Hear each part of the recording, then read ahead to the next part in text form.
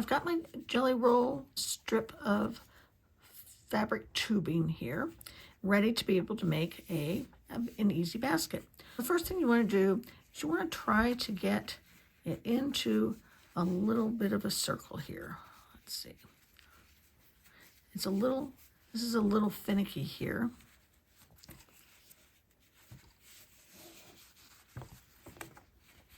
You just need to get the start done. And we'll press it and you won't notice it. It's this kind of bumpy. So what you want to do is you want to put your pressure foot down, do a straight stitching line one direction. Got a little caught up there. Cut your threads. Make a straight stitching line the other way and try to crunch it up so that it's a circle again. I know that's an official sewing term, crunch it up.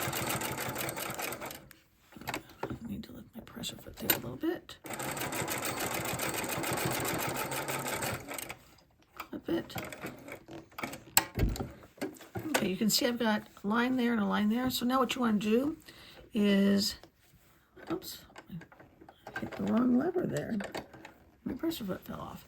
Is go in between these, make diagonal lines to really secure this. And try to hold it really close together as you're sewing these lines.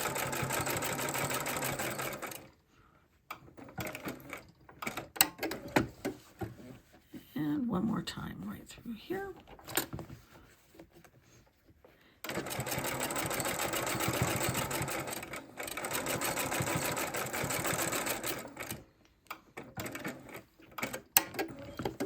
I'll clip these threads later, not take the time now. Now it's really important that you want to lay it out, your base plus your fabric tube, in the numeral 9, like this. Because if you don't, it's going to grow onto the inside of your throat plate, and when we do it this way, it's going to grow to the outside of our sewing machine throat. Switch to a long and wide zigzag. I don't want it all the way wide because we want to line up. Let's just go ahead and start right here. You've got a little mark on your foot right there, and you want to line that as where between, so as we push the tubes together. And then just turn. And it's real important to keep it as flat as you can while you're working on it. I try to hold not only the tubing that I'm feeding around the side, but also the base on the outside tightly as you go round and round. And do this until your base is as big as you want. The bowls that I've been making, I've been using 4 strips of jelly roll strips, or 4 2.5-inch strips of fabric 40 inches wide. And my bases are, between 5 and 6 inches in diameter. And that gives me about a 4-inch high bowl. Do this until your base is the size that you would like it. You can make it any size you'd like. So here's my base all sewn. I like it, but you can see that it's bumpy, and I'm going to go ahead and cut the thread. And not laying very flat. It looks pretty wonky at this point in time, as you can tell. And it almost always is, especially with this method. If you're using a fabric coil rope, you can get it pretty flat. But because this is so flexible with the batting, it's really hard to get flat. When I finish the base, I go give it a really good press, which I'm going to go do before we continue with this. Now's the time to check your base and see if you have any gaps or openings. And I'm not real fond of these holes where we first started. I can just go back in right now and fill those. I'm just going to zigzag around them. Once you add the sides, it's really hard to come back and do anything to the bottom of your basket.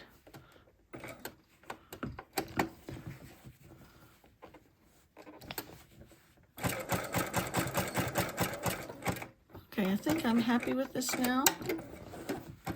Okay, so remember we want to make it into a 9 again, and the way to start forming your sides is you hold it straight up vertically.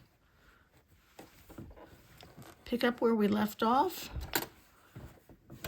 and hold it as flat as you can as you stitch around.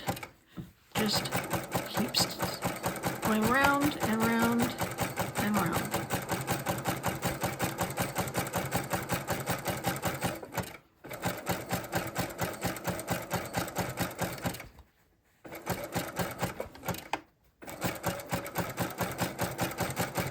When I drop down a little bit, you can see that it's starting to form the side of the basket. Okay, I'll keep doing this and I'll show you how to finish it off. Okay, I'm coming up close to the end of my basket of the jelly roll fabric tube. So as I get closer, what I can do is just bring it in to the inside like that and just zigzag it down. It's easier to bring it to the inside because you can see. If you take it to the outside, I suggest stopping, turning it so you can see where you're stitching from. And clip it. And fluff out your basket. And here's a great basket. Let me pull back on it. A great basket ready for a project. I like putting my threads and needles and stuff for an embroidery project or my hand stitching projects in baskets like these. They're great to be able to have. Enjoy your new basket.